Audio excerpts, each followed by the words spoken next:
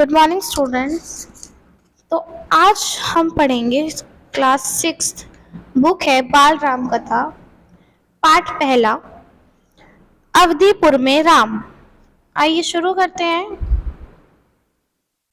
यह कथा अवध की है और बहुत पुरानी है। अवध में सूर्य नदी के किनारे एक अति सुंदर नगर था, अयोध्या। ये कथा अवधपुर की है। अवधपुर में एक सूर्य नदी है जिसके किनारे एक गांव बसा था या फिर एक शहर, जिसे अयोध्या कहते थे। सही अर्थों में दर्शनीय, देखने लायक, भव्यता जैसे उसका दूसरा नाम हो।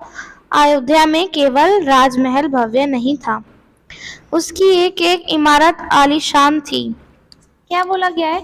इतना सुंदर, इतना अच्छा कि जैसे अलग बनाया हो। और उस राजमहल ही सुंदर नहीं था, वहां की इमारतें भी आलीशान थी। मानो वो इतनी सुंदर थी कि जैसे कोई भी ना हो। उसका महल ही सुंदर नहीं था, उसके हर एक इमारत जो थी, हर एक बिल्डिंग जो थी, वो आलीशान थी, बहुत महंगी थी और बहुत ही ज्यादा सुंदर थी। ठीक है, आगे चलते हैं। आम लोगों के घर भव्य थे, सड़कें चौड़ी थी, सुंदर बाग बगीचे, पानी से तालाब भरे, सरोवर में मतलब क्या है कि छोटे छोटे जो घर भी थे वो इतने सुंदर थे। और तो और सड़क भी चौड़ी थी, सुंदर बगीचे वगैरह भी थे और पानी के तालाब थे। ठीक है, फिर है खेतों में लहराती हरियाली, हवा में हिलती फसलें सूर्य की लहरों के साथ खेलती थी। इतनी अच्छी वहां की खेती थी कि खेत हरे भरे रहते थे और हवा में जो फसलें हिलती थी ना, जैसे लगता था कि वो सूरज से बात कर रही हूँ। ठीक है, अयोध्या हर तरह से संपन्न नगरी थी। संपन्नता कोने अंतरे तक बिखरी हुई, सभी दुख सुखी, सब समृद्धि, दुख और विपन्नता को अयोध्या का पता नहीं मालूम था।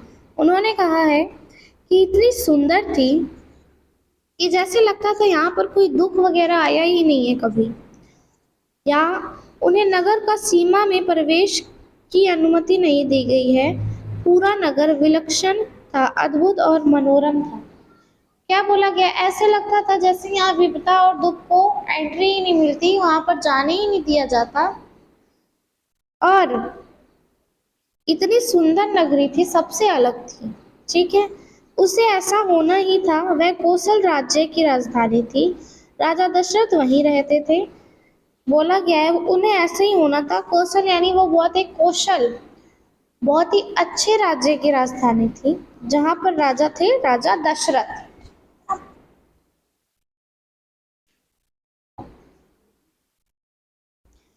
उनके राज में दुख का भला क्या काम।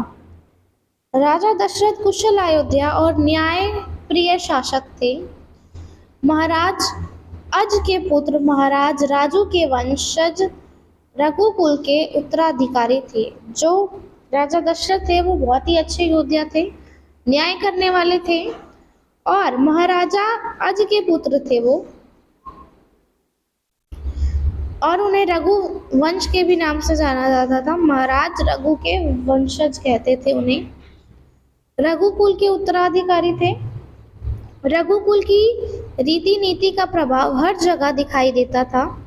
सुख समृद्धि से लेकर बात व्यवहार तक लोग मर्यादाओं का पालन करते थे।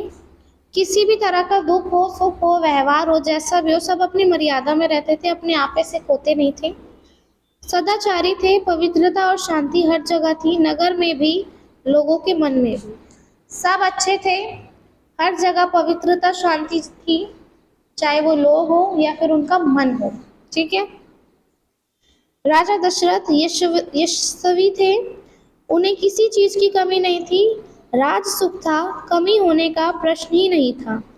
वो बहुत अच्छे थे, उनके पास किसी भी चीज की कमी नहीं थी। उन्हें राज सुख मिला था, किसी कमी होने का सवाल ही नहीं उठता था। लेकिन उन्हें एक दुख था, छोटा सा दुख था कि मन के एक कोने में छिपा हुआ, उनके अंदर एक मन में छोटा सा दुख था जो उनके मन में छिपा हुआ था। वह रह रहकर उभर आता था, उन्हें सालता रहता था। उनकी कोई संतान नहीं थी। उन्हें दुख था कि उनकी कोई संतान नहीं थी। ठीक है, आगे चलते हैं। संतान मतलब बच्चे। आयु लगातार बढ़ती जा रही थी। उनकी 3 रानियां थी, कौशल्या, सुमित्रा और कैकेयी। पहले के जमाने में राजाएं जो थे बहुत सी शादियां करते थे। ऐसे ही राजा दशरथ की 3 बीवियां थी, कौशल्या, सुमित्रा, कैकेयी। रानी के मन में भी बस यही एक दुख था, उन रानियों के मन में भी यही एक दुख था कि उनकी भी संतान नहीं है।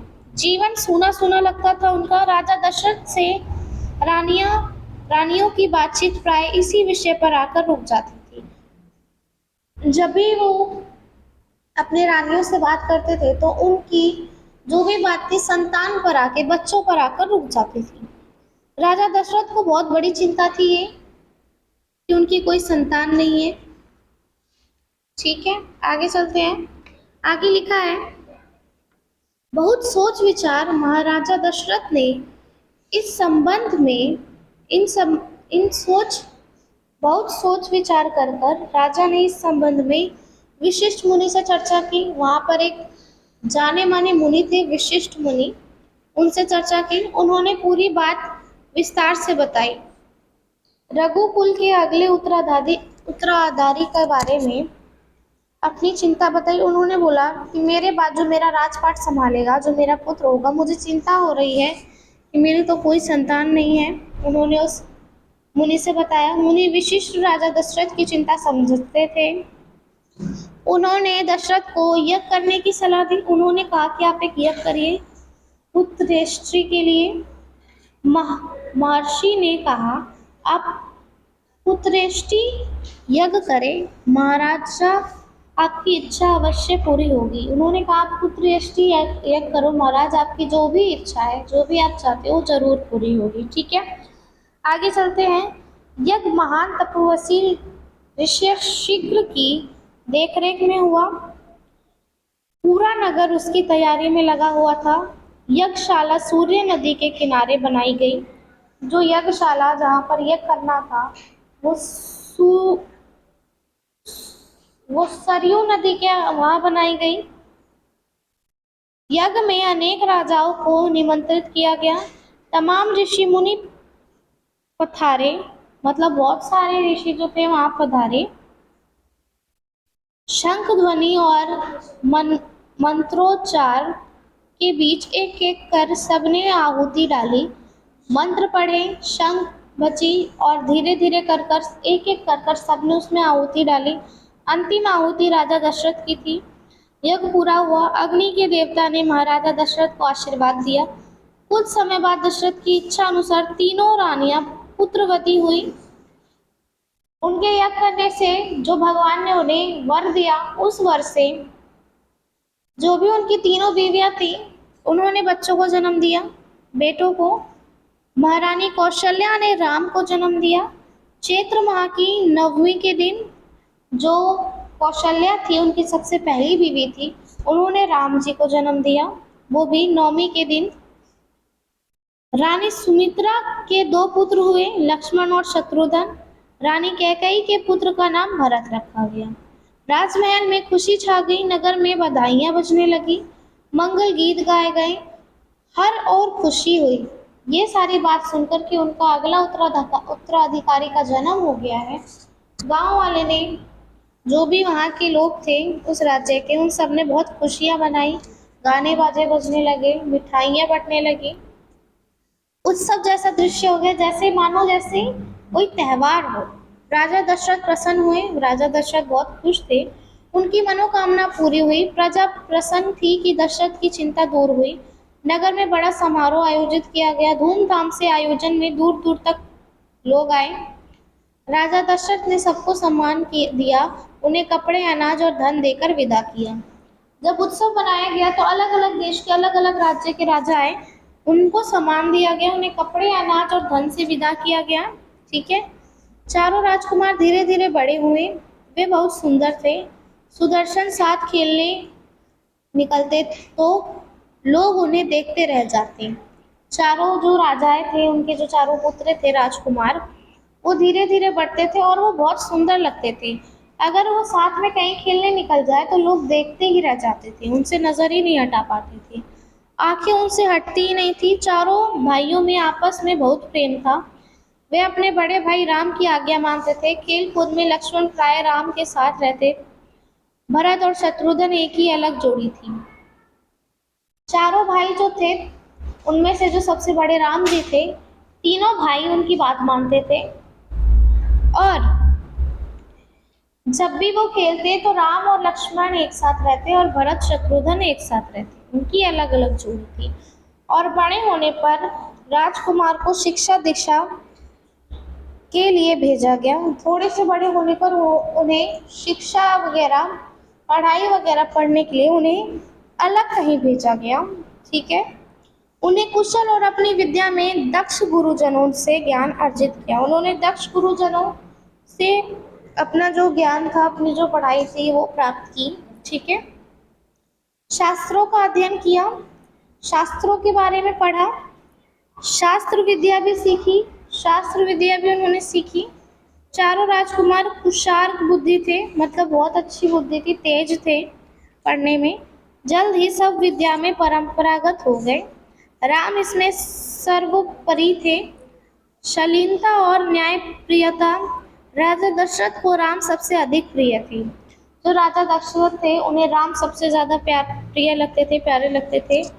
ज्येष्ठ पुत्र होने के कारण और इन मानवीय गुण होने के कारण, उनके अंदर गुण था कि वो बहुत चालाक थे और बहुत अच्छे थे, जिसके कारण वो राजा के सबसे ज्यादा समीप थे। ठीक है।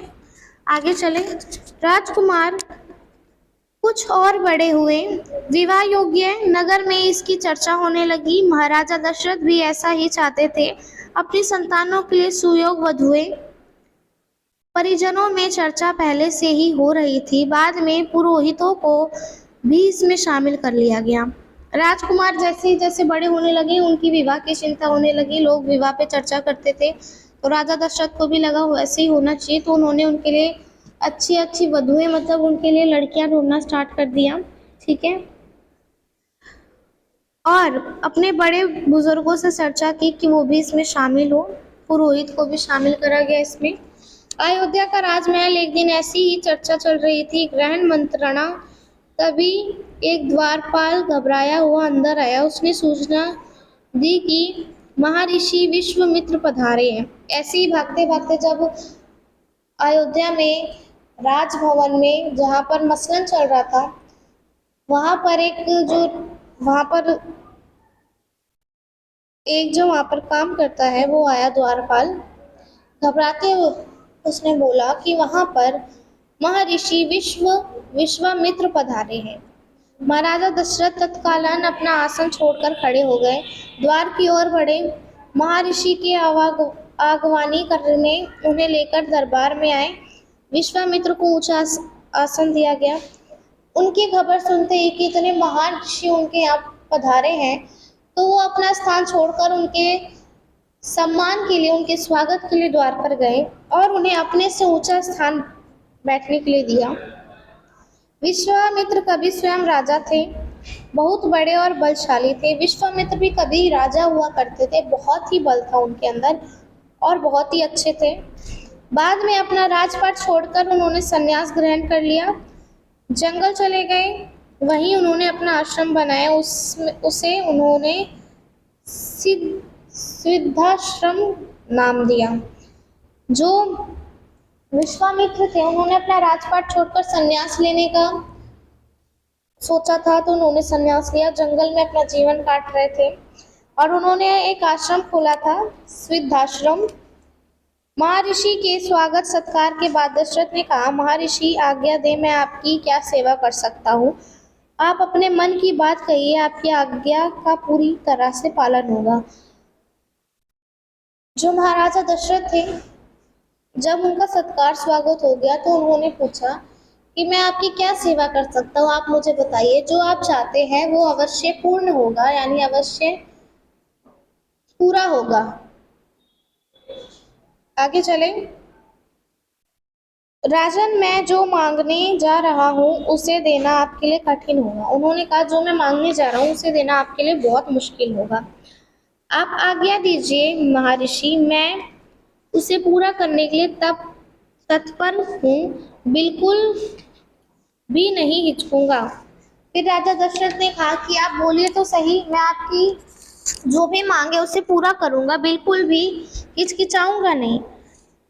मैं सिद्धि के लिए एक यज्ञ कर रहा हूँ, अनुष्ठान लगभग पूरा हो गया है, लेकिन दो राक्षस उसमें बाधा डाल रहे हैं। मैं जानता हूँ कि उन राक्षसों को केवल एक ही व्यक्ति मार सकता है, वह राम है।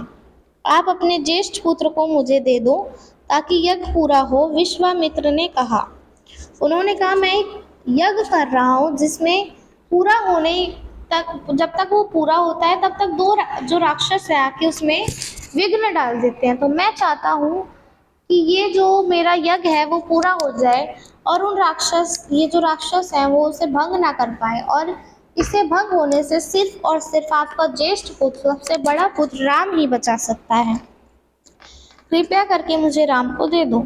दशरथ पर जैसे बिजली गिर पड़ी हो, वह अचानक वो अचकचा गए।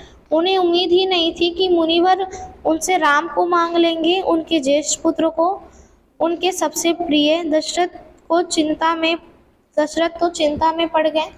जैसे ही उन्हें राम का नाम लिया तो उनके जैसे लगे कि उनके ऊपर किसी बिजली या फिर उनको जैसे करंट सा लगा हो, और उन्हें उम्मीद ही नहीं थी कि जो ऋषि आए हैं वो राम को मांगेंगे, उनके बड़े पुत्र को, जो सबसे ज्यादा प्यारे हैं उनके लिए। दशरथ की ये सबसे बड़ी चिंता हो गई थी। विश्वामित्र दशरथ की दुविधा समझ रहे थे। उन्होंने कहा, मैं राम को केवल कुछ दिनों के लिए मांग रहा हूँ, यज्ञ 10 दिन में संपन्न हो जाएगा। महाराजा दशरथ दुखी हो गए।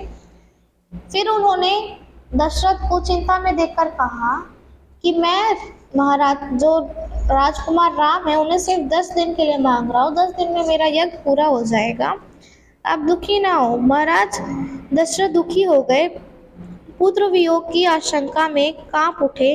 दरबार में सन्नाटा छा गया। दशरथ की दशा देखकर मंत्री चिंतित थे पर चुप थे। महर्षि विशिष्ट संतान थे। इतने में दशरथ कांप कर बेहोश हो गए। होश आया तो डर ने उन्हें फिर जकड़ लिया। मूर्छित होकर दोबारा गिर पड़े। संज्ञा शून्य पड़ रहे। क्या हुआ? जैसे ही उन्हें पता चला वो सोचने लगे, सोचते सोचते वो बेहोश हो गए। और जब उन्हें होश में आया तो वो फिर सोचने लगे उसी के बारे में कि उनका जो पुत्र है वो उनसे दूर हो जाएगा। फिर वो बेहोश हो गए। ऐसे ही होते रहा। महर्षि विश्वामित्र को क्रोध बढ़ता ही जा रहा था। दरबार संशयित था। किसी अनिष्ट की आशंका से वे कुछ समझ नहीं पा रहे थे। महर्षि और महाराज के बीच संवाद में कुछ बोलना उचित भी नहीं था। मुनि विशिष्ट चुपचाप आकर महाराज दशरथ के पास खड़े हो गए। थोड़ी देर बाद दशरथ उन्हें उठे, स्वयं को संभालते हुए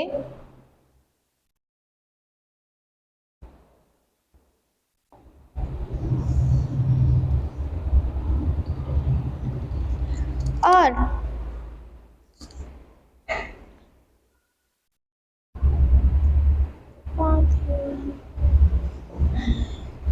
विनती की कि महामुनि, मेरा राम तो अभी 16 वर्ष का भी नहीं हुआ है, वह राक्षसों से कैसे लड़ेगा? राक्षस मायावी हैं, वह उनका छल कपट कैसे समझेगा, उन्हें कैसे मारेगा? इससे अच्छा तो यही होगा कि आप मेरी सेना ले जाएं, मैं स्वयं आपके साथ चलूं, राक्षस से युद्ध करूं। अब दशरथ बोलने लगे कि मेरा तो जो पुत्र है वो सिर्फ 16 साल का है, वो राक्षसों से कैसे लड़ेगा, उनसे कैसे लड़ पाएगा? आप कहो तो मैं अपनी सेना भेज देता हूँ, या तो मैं खुद आपके साथ चलता हूँ। महर्षि विश्वामित्र ने कोई प्रतिक्रिया व्यक्त नहीं की। क्रोधित से पर उसे व्यक्त नहीं कर रहे थे। उन्होंने अपने यज्ञ के नियम याद थे। क्रोध करने से यह खंडित हो जाता है, अनुष्ठान अधूरा रह जाता है। जो महर्षि थे उनको अंदर ही अंदर गुस्सा आ रहा था, पर वो कुछ बोल नहीं रहे थे। क्यों? क्योंकि बोलने से जो यज्ञ होता है वो खराब हो जाता है। ठीक है, फिर आगे चलते हैं। आगे लिखा है, मैं राम के बिना नहीं रह सकता, महामुनि एक पल भी नहीं।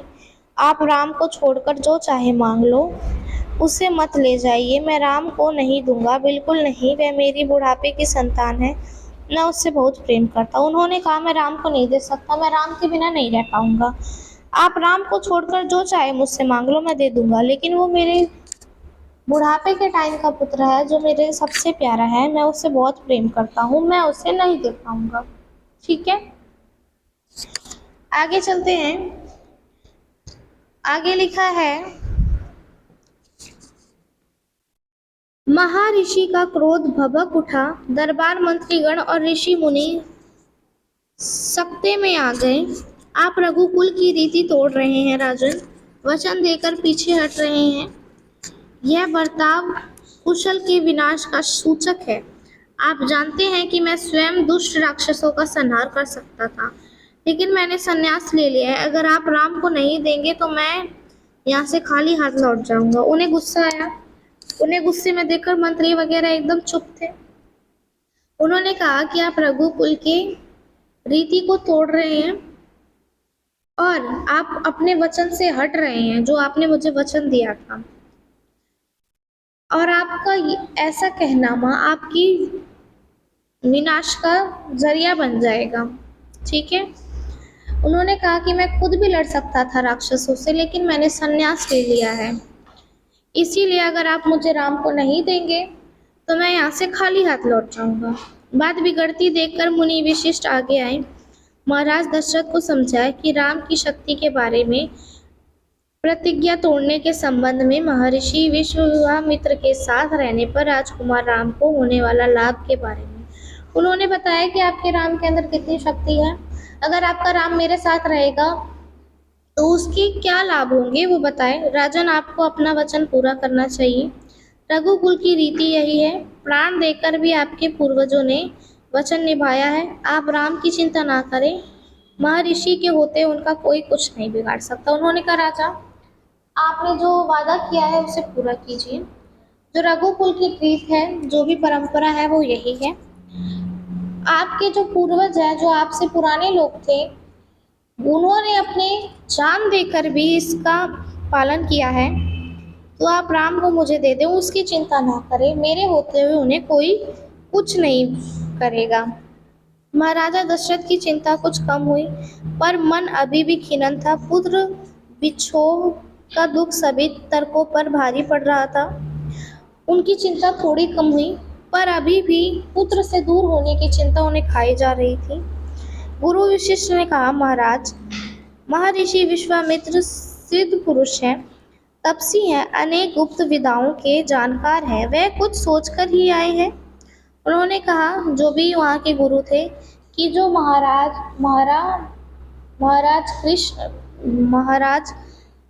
महर्षि विश्वामित्र हैं, वो बहुत ही अच्छे हैं, तप करने वाले हैं, उनके पास बहुत सारी जानकारियां हैं। वे कुछ सोचकर ही आए होंगे। राम उससे अनेक नई विधाएं सीख सकेंगे। आप राम को महर्षि विश्वामित्र के साथ जाने दे, राम को उन्हें सौंप दे। उन्होंने कहा, जो राम उनके साथ रहेंगे तो बहुत सारी जानकारी प्राप्त कर लेंगे। आप उनके साथ जाने दो, उन्हें सौंप दो। दशरथ ने मुनि विशिष्ट की बात सुन दुखी मन से स्वीकार कर ली, लेकिन वे राम को अकेले नहीं भेजना चाहते थे। उन्होंने विश्वामित्र से आग्रह किया, कहा कि वह राम के साथ अपने छोटे बेटे लक्ष्मण को भी ले जाएं। महाविश्वामित्र ने महाराज दशरथ का यह आग्रह स्वीकार कर लिया। वो दुखी थे, फिर भी उन्होंने अपने हल्के मन से हाँ कह दी और बोला कि मैं अपने बड़े बेटे को अकेले नहीं भेज सकता, इसलिए आप उसके साथ मेरे छोटे बेटे लक्ष्मण को भी ले जाएं।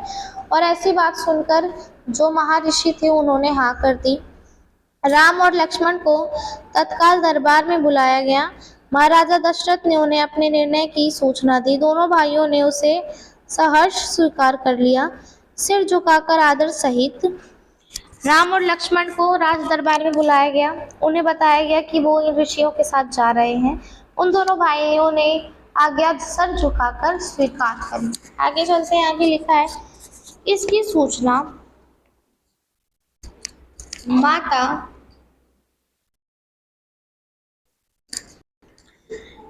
इसकी सूचना माता कौशल्या को दी गई। बताया गया कि राम और लक्ष्मण वन जा रहे हैं।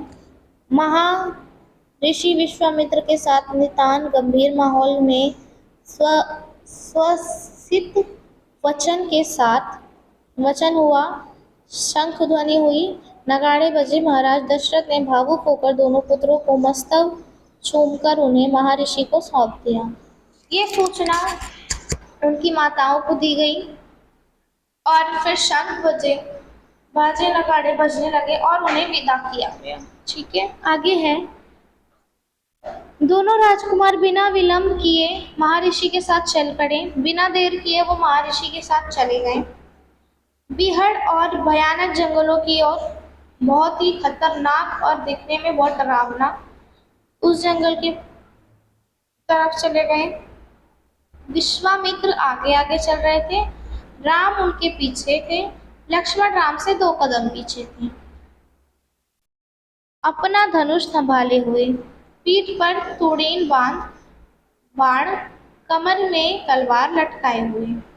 राम जो थे विश्वामित्र के पीछे पीछे थे और लक्ष्मण उनसे 2 कदम पीछे थे और धनुष बाण वगैरह संभाले हुए। ठीक है, हमारा फर्स्ट चैप्टर यहीं खत्म होता है। आशा करती हूँ आपको अच्छा लगा हो, तो कमेंट में जरूर बताना।